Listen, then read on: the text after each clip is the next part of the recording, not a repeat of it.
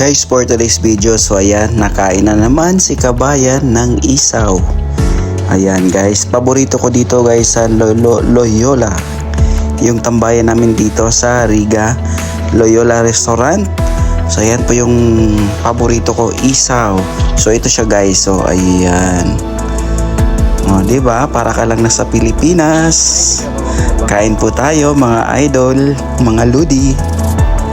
Siyempre meron tayong manok, ayan, 10 dirham lang po yan. Sulit na.